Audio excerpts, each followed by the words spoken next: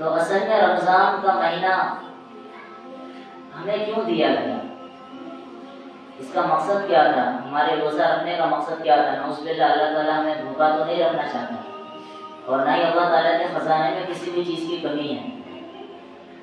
تو قرآن کریم میں اللہ تعالیٰ خود ارشاد فرماتا ہے یا ایھا الذین آمنوا کتب علیکم الصیام کما کتب علی الذین من قبلکم لعلکم تتقون، اے ایمان والو تم پہ روزہ فرض کیا گیا ہے جیسے کہ تم سے پہلے امتیوں پر بھی فرض کیا گیا تھا۔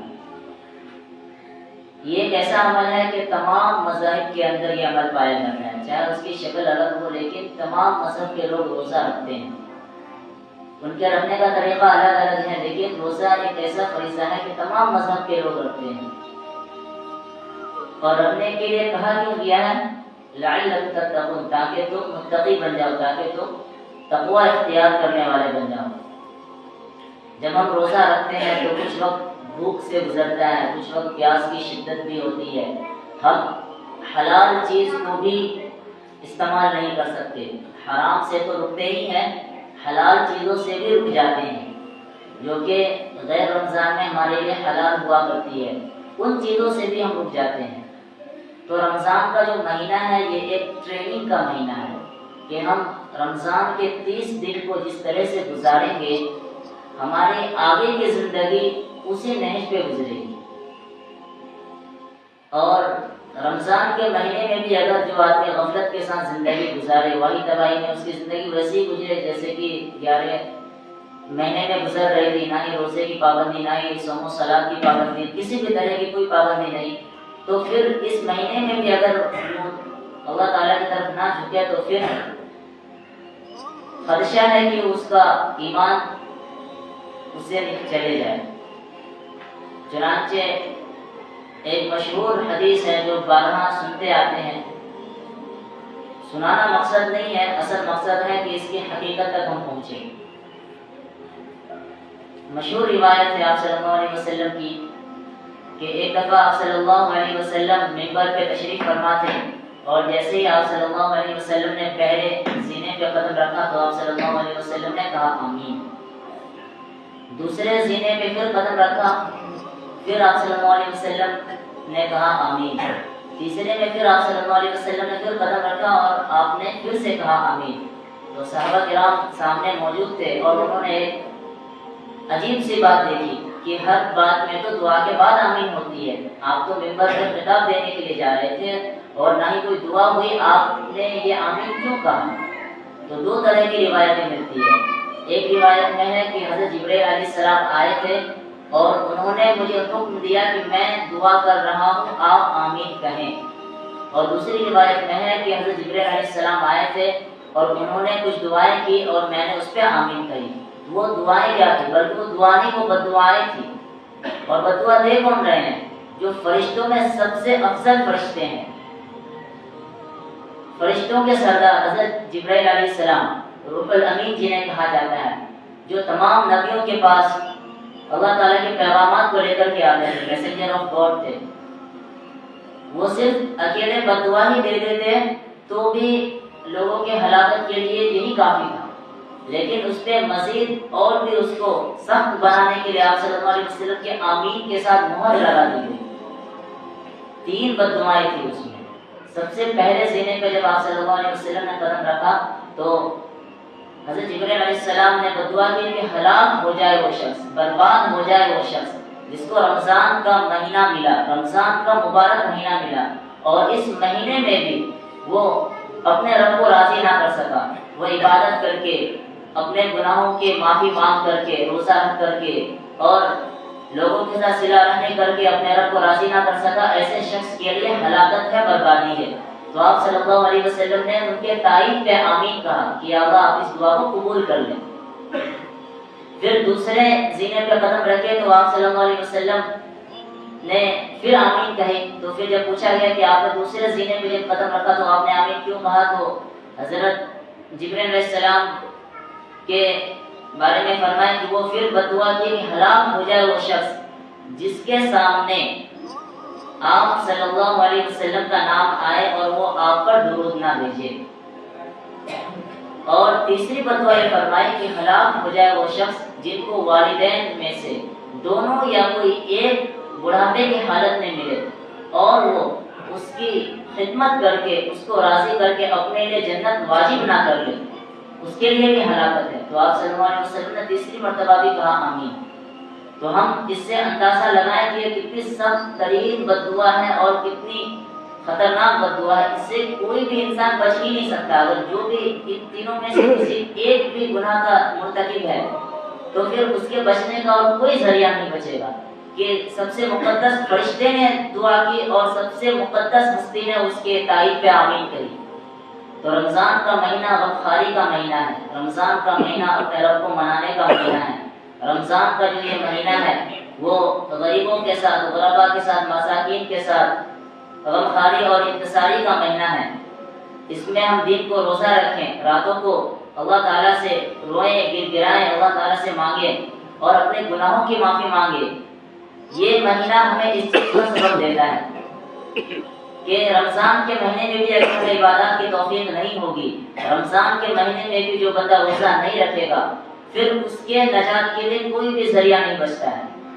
بہت سارے لوگ ہیں بہت معمولی سے عذر پہ روزہ چھوڑ دیتے ہیں، حالانکہ کوئی شرعی عذر ان کے ساتھ نہیں ہوتا ہے، چھوٹی سے عذر پہ روزہ چھوڑ دیتے ہیں۔ اور نعوذ باللہ بہت سارے لوگ تو ایسے بھی ہیں جو اپنے زبان سے ایسے کلمات نکالتے ہیں کہ جن کے گھر پہ کھانا نہیں ہوگا وہ روزہ رکھیں، ہم کیوں رکھیں گے؟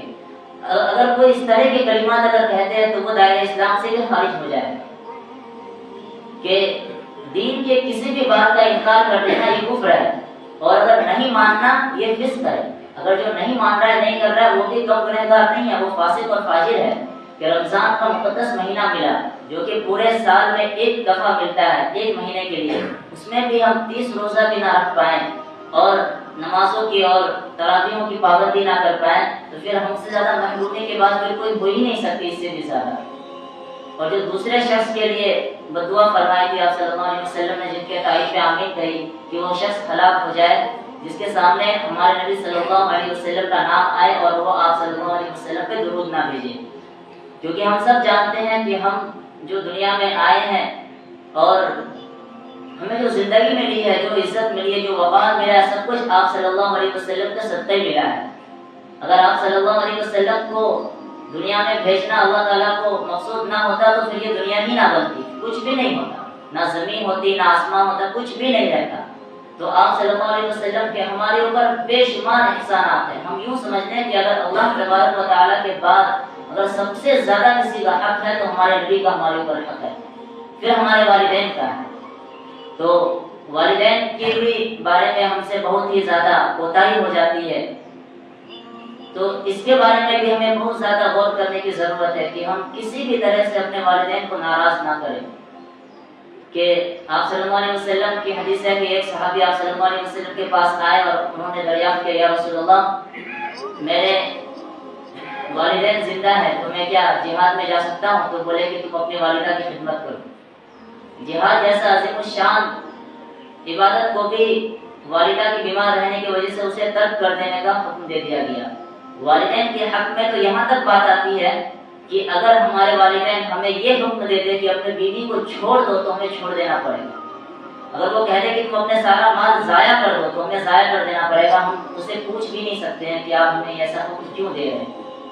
یہ چیز والدین کے حق کے بارے میں ہے، اور ہم سب خود ہی جانتے ہیں کہ ہمارے والدین کس طرح سے ہمیں بچپن میں پال پوس کے بڑا کیے۔ ہم اس کا محاسبہ خود ہی کر لیتے ہیں جب ہم شادی شدہ جو لوگ ہیں دیکھتے ہیں کہ ہم اپنے بچوں کو کس طرح سے پرورش کرتے ہیں، کس طرح سے ان کے نخرے اٹھاتے ہیں۔ جب بچہ چھوٹا سا ہوتا ہے تو ان کی ماں کس طرح سے راتوں کو جا کے اپنے بچوں کو سلاتی ہے، اور جب بچہ پیشاب کر دیتا ہے یا ناپاک ہو جاتا ہے تو خود اس گیلے جگہ پہ سوتی ہے اور اپنے بچے کو سوکھے جگہ پہ سلاتی ہے۔ تو ابھی تو بہت ساری سہولیات ہیں کہ ابھی ہم پانی گرم کرنے کے لیے ہیٹر کا استعمال کر لیتے ہیں اور بہت ساری ہمیں ابھی آسانیاں، لیکن ہم تصور کریں کہ جب ہمارے والدین نے ہمیں پالا ہوگا تو اس وقت ان لوگوں نے کتنی تکلیفیں سہی ہوگی۔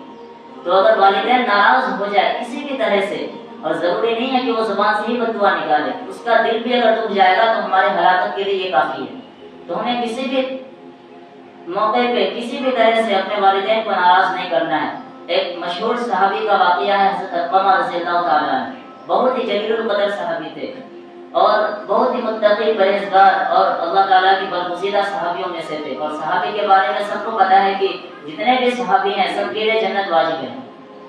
جو بھی آپ صلی اللہ علیہ وسلم کو دیکھے ان پہ ایمان لائے اور اسی پہ ان کا خاتمہ ہوا ان کے لیے جنت واجب ہے. اور حضرت علقمہ رضی اللہ تعالیٰ کی عبادتوں کا بھی یہ حال تھا کہ دن کو روزہ رکھا کرتے تھے, راتوں کو عبادت کیا کرتے تھے, مطلب رات کا عبادت کیا کرتے تھے, صدقہ خیرات بھی کرتے تھے, لوگوں سے صلہ رحمی بھی کرتے تھے, سب کچھ کر رہے تھے. لیکن جب ان کی موت کا وقت قریب آیا, جاگنے کا وقت جب قریب ہوا تھا تو ان کے زبان سے کلمہ نہیں نکل رہا تھا.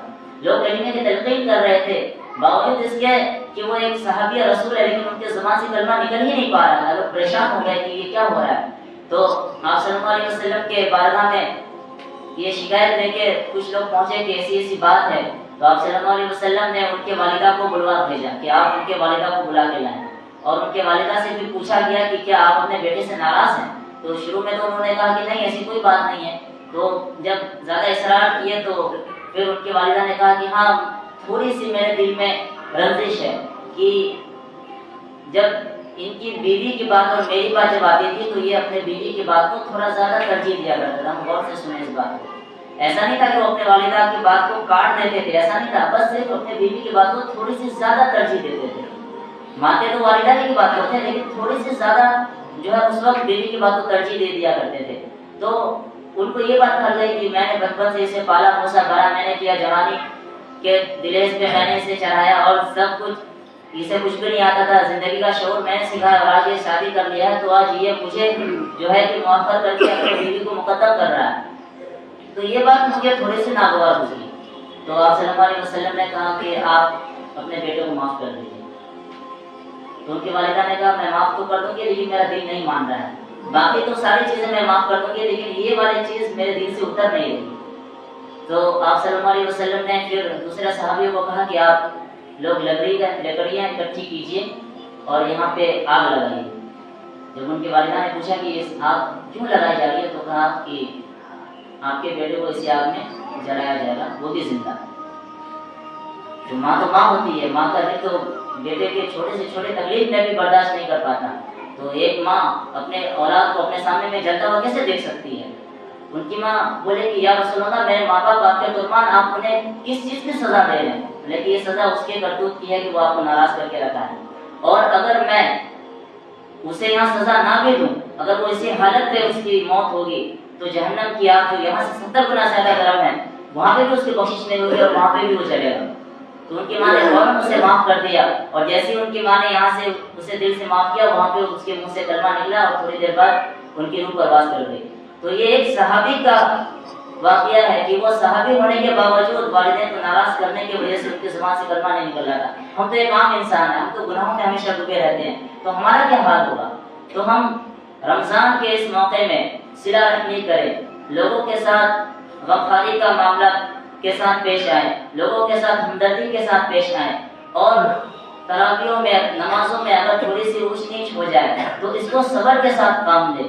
اگر روزے میں بھی اگر کوئی زیادہ تکلیف ہو رہی ہے تو ایسا نہیں ہے کہ گھر پہ جا کر کے خوب شور شرابہ کریں, گھر کے عورتوں کو اور بچوں کو خوب ڈانٹ ڈپٹ کریں, ایسا نہیں ہے. یہ صبر کا مہینہ ہے اور صبر سے ہی اللہ تعالیٰ کی جنت ملتی ہے, اللہ تعالیٰ کی رضا ملتی ہے.